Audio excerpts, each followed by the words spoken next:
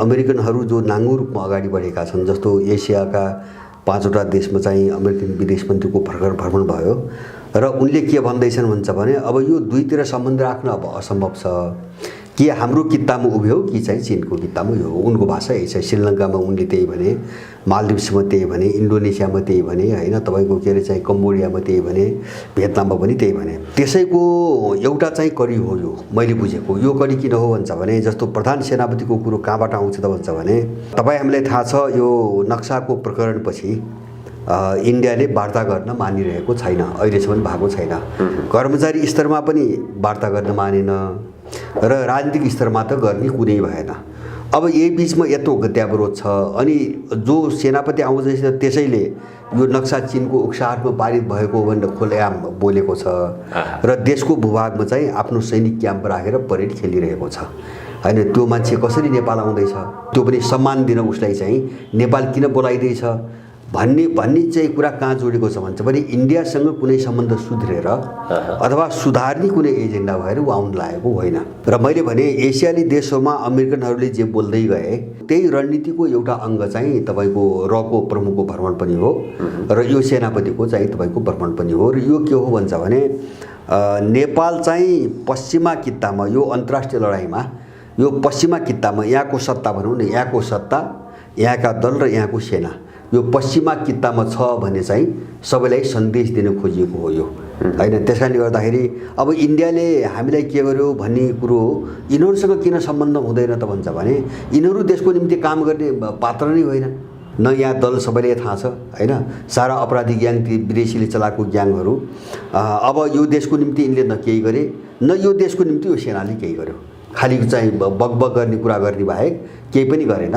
माने त्यस्तो मान्छेलाई चाहिँ यहाँ ल्याउँदैछन् त के हुन्छ भने अहिले यो परिघटना किन दृश्य जस्तो नक्सा पारित गर्दाखेरिको यिनको रवैया हेरौँ, बाहिर यिनले देखाएको नाटक, यिनका भाषाहरू सुनौँ, होइन, लिम्बियाद्वारा नक्सा पारित गर्दा र यही सेनाका मान्छे पनि बोलेका थिए हामी उचित समयमा जवाब दिन्छौँ। यो रणभाने बोलेपछि चीनको उक्साहटमा हो भनेपछि यिनीहरूले बोलेका थिए तर यिनले जवाब दिएको थियो। यिनले जवाब कसरी दिन थाले, उसलाई सलामी दिएर त्यसको जवाब दिन थाले यिनीहरूले।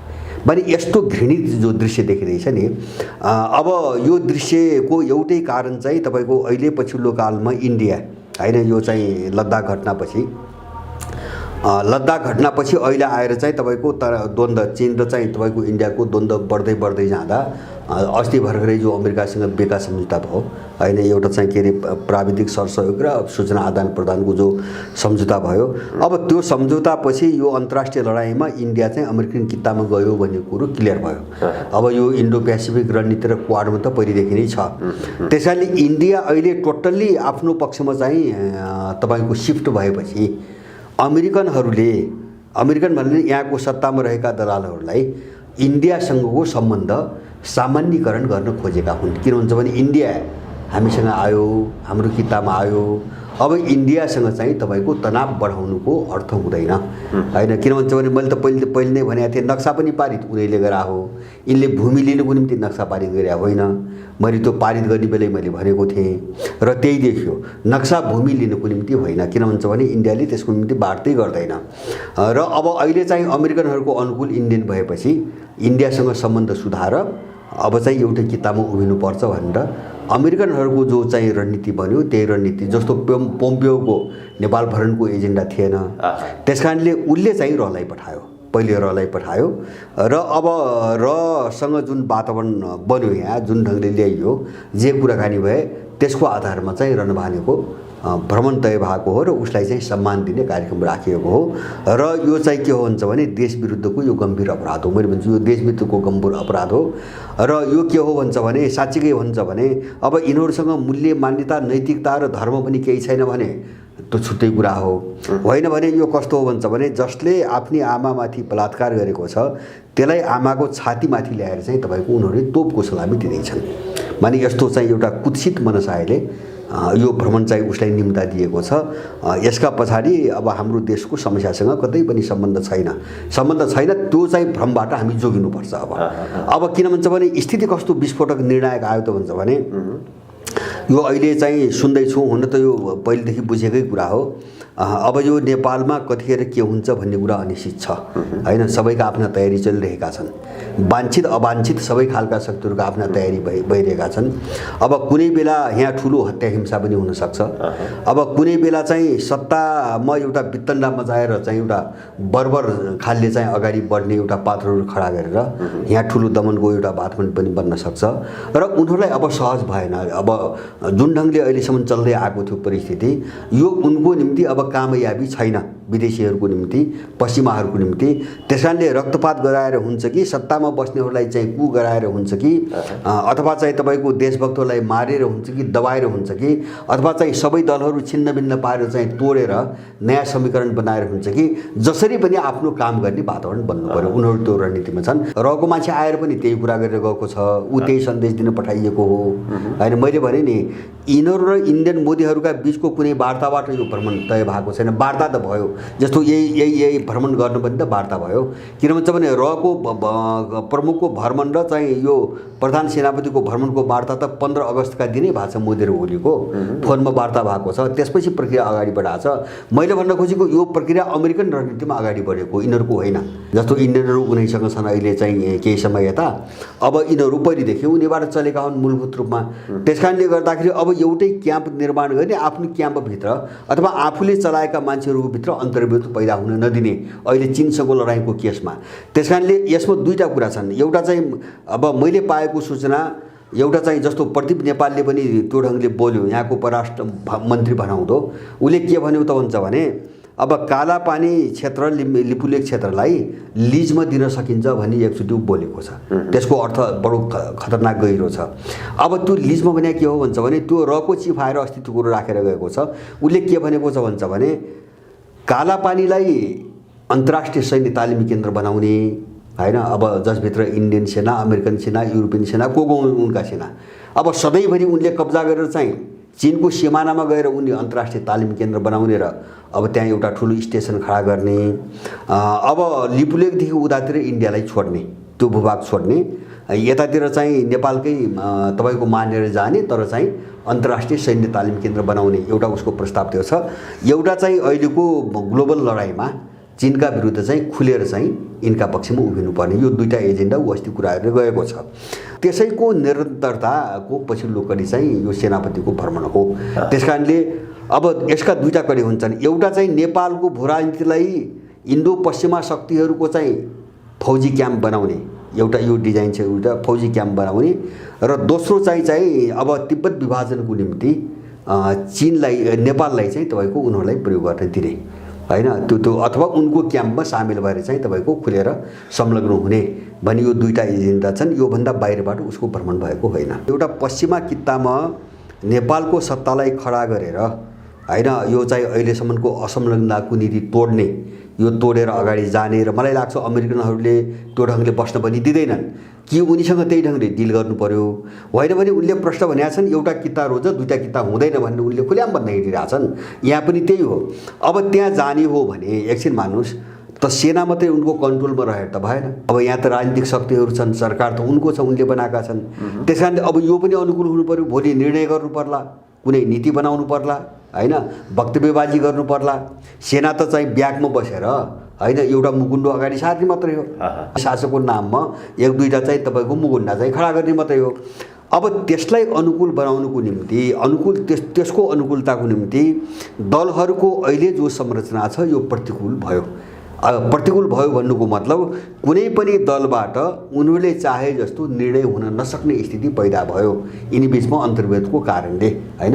अब अन्तर्विरोध कतिपय सानातिना यिनका आफ्ना अन्तर्विरोध पनि छन्, झगडाहरू पनि छन् र त्योभन्दा मेजर चिज के हुन्छ भने प्रत्येक दलभित्र थरीथरीका विदेशीहरूका ग्याङ छन्। त्यसकारणले अब त्यो ग्याङको बिचमा छ उनको इन्ट्रेस्टको लडाइँ त हुन्छ। जुन ग्याङलाई जो विदेशीले चलाएको छ अब उसले त आफ्नो इन्ट्रेस्टको निम्ति दल परिचालन गर्छ, ग्याङ परिचालन गर्छ। त्यसकारणले गर्दाखेरि सबैको निम्ति दलहरू चाहिँ तपाईँको अवरोध भए। जस्तो एमसीसीमा देख्यो नि, जस्तो एमसीसी पारित हुन त यो एमाले माओवादीको समीकरण त असहज भयो, अनुपयुक्त भयो। अब के गर्ने हैन, अब के गर्ने भन्दाखेरि अब अनुकूलता बनाउने। अनुकूलता कसरी बनाउने? यिनी सबैलाई तोडेर छिन्नभिन्न बनाएर, लडाएर, मारेर अथवा हत्या हिंसा गराएर, अध्यादेश लगाएर, सङ्कटकाल लगाएर, जेग लगाएर हुन्छ हैन। सत्तालाई अनुकूल बनाउने, सेनालाई पनि अनुकूल बनाउने, सुरक्षा तन्त्रलाई पनि अनुकूल बनाउने, राजनीतिक सत्तालाई पनि अनुकूल बनाउने र परिवेश पनि अनुकूल बनाउने। अब यो सबै चिज मिलेन भने त उनको खेल त जाँदैन। जस्तो हामीले देख्यौँ नि त, जस्तो एमसीसी रोक्यो, त्यो त दलहरूको कारणले, दलभित्रको चाहिँ विमतिको कारणले रोक्यो हैन। अब यस्ता कुराहरू पहिले पनि धेरै भएका छन् हैन। जस्तो चाहिँ दरबार हत्याकाण्ड भयो, दार्ढुङ्गा हत्याकाण्ड भयो, अब त्यसपछि माओवादी युद्ध भयो। यिनी सबै घटना के हुन् भन्छ भने उनका अगाडि जुन जुन बेला जस्ता समस्या आउँछन् नि त्यसलाई किनारा लगाउनको निम्ति उनले विभिन्न घटनाहरू घटाउँदै जान्छन्। अहिले यिनीभित्रको द्वन्द्व त्यही हो हैन। यो मैले 2 वर्ष 2.5-3 वर्ष अगाडि यिनको एकता नहुँदै जब यिनको वार्ता टोली बन्यो, मैले प्रष्ट के भनेको थिएँ भन्छ भने यो चाहिँ पश्चिमाहरूको चाहिँ इन्ट्रेस्टमा यो एकता गराइदिएछ, जुटाइदिएछ यिनीहरूलाई। किन त्यो पनि हामीले एकचोटि हेरेका थियौँ। जस्तो बारबुदेमा त हेऱ्यौँ नि, 10 वर्ष लडाएर यिनी अपराधीहरूलाई बारबुदेमा त उनले त जोडे। र त्यस्तै गरी अर्को कुनै खतरनाक मिसनमा यिनीहरू जोडिँदैछन् र त्यो मिसन पुरा भयो भने वा पुरा हुन नसकेको अवस्थामा पनि यिनीहरू त्यसपछि फुटाइन्छन्, किन औचित्य हुँदैन। अब जस्तो काम सकिएपछि वा काम हुन नसक्ने भएपछि त औचित्य त सकियो, त्यसपछि यिनी फुटाइन्छन्। मलाई लाग्छ यो यिनीहरूको 2-2.5 वर्षभन्दा अगाडि बढ्दैन, जाँदैन भने मैले त्यही बेला भनेको थिएँ। अहिले झन्डै झन्डै तपाईँको 2.5 वर्ष पुगेको स्थिति छ अहिले। र यिनीहरूले हिजो अस्ति यी तपाईँ हामी सुन्दैछौँ अब चाहिँ लगभग पार्टी चाहिँ विभाजित भयो, अब चाहिँ यसै गरी जान सक्ने अवस्था छैन भनेर त्यहाँभित्र दुवै पक्षले चाहिँ तपाईँको डिक्लेयर गरिसकेका छन्, फेसबुकमा लेख्न पनि थालेका छन्। भनेपछि अब यहाँ कस्तो एउटा विडम्बना कस्तो हो भन्छ भने, जस्तो स्थिति कस्तो आयो त नेपालको भन्छ भने केही खतरनाक घटनाहरूमा यहाँका अपराधीहरू अभूतपूर्व रूपमा जोडिएका छन् हैन। जस्तो म चाहिँ यो दललाई मात्रै भन्दैन, यहाँको सुरक्षा निकायलाई पनि भन्छु हैन। यिनीहरूको चाहिँ तपाईँको अब एउटा चाहिँ तपाईँको एउटा सर्वसम्मत मौनता एउटा दरबार हत्याकाण्डमा देखियो यिनको सर्वसम्मति। किन त्यो घटनालाई कसैले पनि रुचिपूर्वक चाहिँ खोतल्न कोसिस गरेन।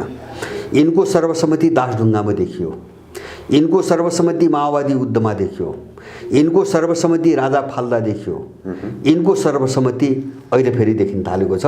त्यो बेला जुन बेला विश्व 2टा कित्तामा चाहिँ तपाईँको टुक्रिसकेको छ, 2टा मात्र होइन 3टा, मुस्लिम जगत समेत 3टा टुक्रामा 3टा कित्तामा विश्व चाहिँ विभाजित भइसकेको छ र उनका बिचमा कतिखेर चाहिँ युद्ध भड्किने हो भन्ने स्थिति छ। यो क्रिटिकल चाहिँ तपाईँको अवस्थामा यहाँका जति पनि उनले चलाएका मान्छेहरू हुन्, निशक्तिहरू हुन्, यिनलाई उनीहरूले एक ठाउँमा ल्याउने प्रयत्न गरिरहेका छन्। त्यसकारणले यो सामान्य खालको चाहिँ परिघटना होइन, सामान्य खालको होइन। त्यसरी मैले सुरुमा भने नि, अब यिनीहरू बिचमा जस्तो भन्नुहोस् न, यो मूलतः यो अमेरिकन मुभ हो अहिले देखेको।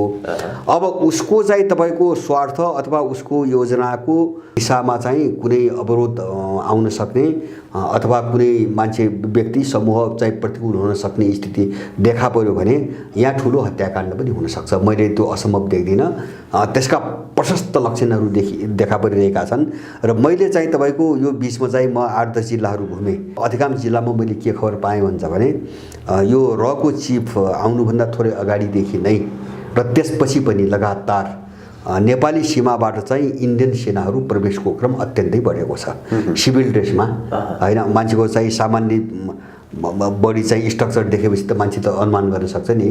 इन्डियन सेनाहरूको एउटा नागरिक भेषमा घुसपैठी साह्रै ठुलो मात्रामा बढेको छ होला। त्यस्तै सिकारीहरू जसले चाहिँ जमिनलाई मारे, जसले युनुसलाई गरे जेलमा गोली हान्न कोसिस गरे, त्यस्ता खालका पेशीवर हत्याराहरू पनि पठाए होलान् अथवा सेना पनि पठाए होलान्। के हुन्छ कसो हुन्छ, किन त्यो चाहिँ भूकम्पको बेला त इन्डियाले एउटा कोसिस त गरिसकेको छ हैन। जस्तो एयरपोर्ट कब्जा गरेर चिनिया विमान आउन ब्लक गर्यो, लामो समयसम्म ब्लक गर्यो भनेपछि यो दिशातिर देश गइरहेको छ अहिले।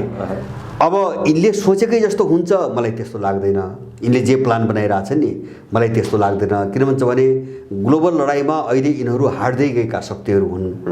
तपाईँ चाहे इन्डिया भन्नुहोस् चाहे अमेरिका भन्नुहोस्, यिनीहरू आन्तरिक द्वन्द्वमा पनि फँसेका छन्, अन्तर्राष्ट्रिय द्वन्द्वमा पनि यिनीहरू कमजोर हुँदै गएका छन्। त्यसकारण यिनले जे योजना बनाउँछन् अब त्यो सबै लागू हुन सक्ने स्थिति छ भने त मैले मान्दैन। तर हामीले सोच्नुपर्ने स्थिति के आयो भन्छ भने अब यहाँसम्म आउँदा यस्ता नाटक चाहिँ विभत्स र भद्दा नाटक धेरै देखे हैन। नौटङ्की गरेको छ हैन, देशको नाम बेचेको छ, खाएको छ हैन, कसैले यो देशको सुरक्षा गर्न बनेको हुँ भन्छ हैन, अपराधको मतियार बनेको छ, कसैले प्रजातन्त्र भन्छ अपराधको मतियार बनेको छ। अब यो नाटक यिनको चल्दैन, यिनले बुझ्नुपर्ने कुरा थियो। यो नाटक विश्वको परिस्थितिले पनि अब यो अनुमति दिँदैन। अब यो खेल नेपालमा खेल्यो भने यिनको अन्तिम अवसानको प्रक्रिया पनि सुरु हुन्छ। अब नेपाल चीनसँग नजिकिन थाल्यो, चीनसँग सम्झौता भयो भने हामी सिद्धिन्छौँ भन्ने ठाउँमा जब उनीहरू पुगे नि, पुगिसकेपछि अब त्यो फिर्ता लिएको जस्तो नाटक त गर्नु पर्यो, ल्यान्डिङ त गर्नु पर्यो। त्यसको निम्ति उनीहरूले सेनालाई भनेर हैन वार्ता गरे जस्तो गरेर एउटा सहमति गरे जस्तो गर, अब हामीले चाहिँ अप्ठ्यारोपन थाल्यो भनेर अब उनले चाहिँ ल ठिकै छ मिलाम, यो चाहिँ हामी पनि पहल गर्छौँ भनेर भन्न लगाएको त्यो प्रयोग गरेको माध्यम मात्रै हो हैन। तर त्यो वार्ताले राज्यको चाहिँ तपाईँको कूटनीतिमा परिवर्तन आउँदैन। त्यो राज्यले जे भन्यो उसले भन्ने त्यही हो, त्यो माध्यमले भन्ने त्यही हो। त्यसकारणले गर्दाखेरि जस्तो अहिले भनेका छन् नि, अब त्यस्तो कुरो नाकाबन्दीमा पनि सैन्य कूटनीतिबाट सेनाले राजेन्द्र बहादुर छेत्रीले पहल गरेर नाकाबन्दी खुल्यो भन्ने यहाँ धेरै चम्चाहरू देखिन्छन् हैन। त्यो बिल्कुल वाहियात कुरा हो त्यो। र अहिले पनि के हो भन्छ भने जस्तो इन्डियासँग जुन हाम्रो सम्बन्ध छ त्यो रणभानेको भ्रमणले फुकाउँछ भन्ने कुरा त्यो बेतुकको हामीले अल्मल्याउने कुरा हो त्यो। किन भन्छ भने त्यो रणभानेलाई यहाँ ल्याएर जो चाहिँ सम्मान गर्ने चाहिँ अपराध गरिरहेछन् नि, त्यसलाई विषयान्तर गर्ने ढाकछोप गर्ने कोसिस मात्रै हो हैन। किन अब इन्डियाले जस्तो लिम्पियाधुरा अब कालापानी लगायतको यो समस्या अहिले तत्कालको समस्या छ। अब यो समस्या रणभानेले यहाँको सेनासँग वार्ता गरिकन यो समस्या त सुल्झने त होइन, यो त इन्डियन सत्ताले गरेको कुरो हो। सत्ताले चाहिँ राज्यको प्रतिनिधित्व गर्छ, उसको इन्ट्रेस्टको प्रतिनिधित्व गर्छ, अनि चाहिँ राज्यको प्रतिनिधित्व चाहिँ सत्ताले गर्छ, सत्ताको एउटा अङ्ग सेना हो भनेपछि सेनाले त्यही कुरो बोल्नुपर्छ जो कुरो चाहिँ राज्यले बोल भन्छ अथवा उसको जो नीति हुन्छ। त्यसकारणले गर्दाखेरि अब राज्य स्तरमा संवाद बन्द छ, हामीले देखिरहेका छौँ। कर्मचारी तहमा पनि उनी वार्ता गर्न मानिरहेका छैनन्, राजनीतिक तहमा त कुरै छोडिदेऊ, उनले वार्ता गर्ने कुरै भएन। अनि यो सबै उल्टो चाहिँ तपाईँको अब त्यो क्षेत्र हामीले देऊ ट्रेनिङ सेन्टर बनाउनुपर्छ भनेर चाहिँ उनीहरू कुरो लिएर आछन्। अनि चाहिँ यहाँको सेनाले रणभानेसँग चाहिँ तपाईँको वार्ता गरेर कालापानी मुद्दा सुल्झन्छ हैन, अथवा अरू मुद्दाहरू सुल्झन्छन्। यिनीहरूले त चाहिँ तपाईँको के अरे चाहिँ इन्डियन सेनामा भर्ती हुने नेपालीहरूलाई आफूले स्वेच्छाले रोक्न सकिने चिज, त्यो कुनै एग्रिमेन्ट उनीसँग गर्नु पर्दैन।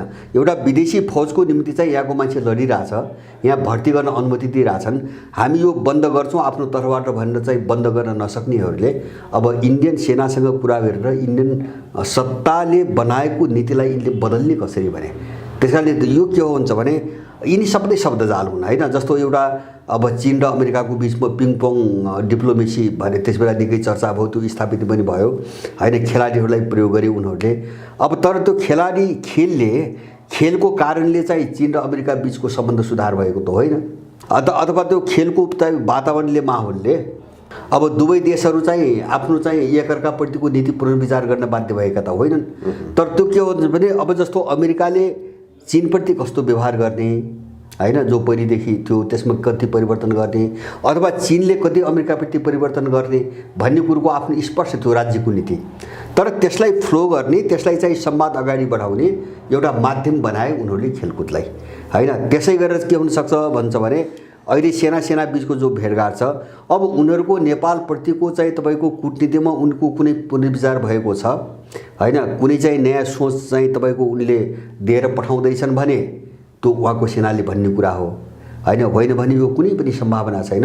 मैले देखेको मात्रै के हो भन्छ भने यो मान्छेहरूलाई अल्मल्याउने यस्तै कुरा गर्ने हैन। कहिले चाहिँ तपाईँको अब के कूटनीति भन्ने, कहिले के कूटनीति भन्ने, कहिले के कूटनीति भन्ने हैन। एउटा कुनै पनि राज्यको 10 थरीको कूटनीति त हुँदैन, त्यो त जसले पनि बुझ्ने कुरा हो।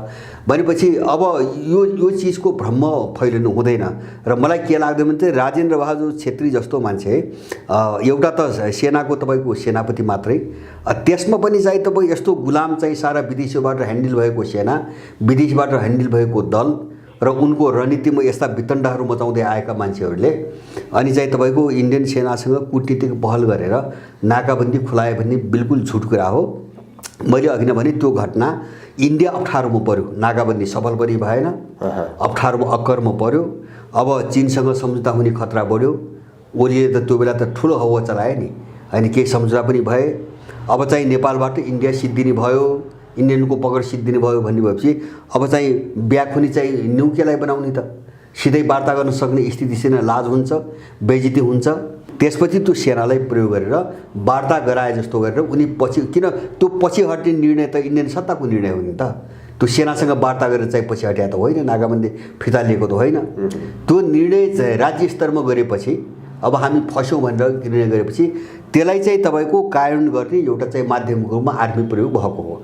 बस अहिले पनि त्यही हो। मलाई लाग्छ अब यदि त्यस्तो हो भने भन्नु त ल, हामीलाई जल्दो बल्दो सबभन्दा ठुलो समस्या अहिले तत्कालको समस्या यो विवादमा आइरहेको कालापानीदेखि लिएर लिम्पियाधुरा पनि इन्डियाले चाहिँ तपाईँको कब्जा गरेको छ।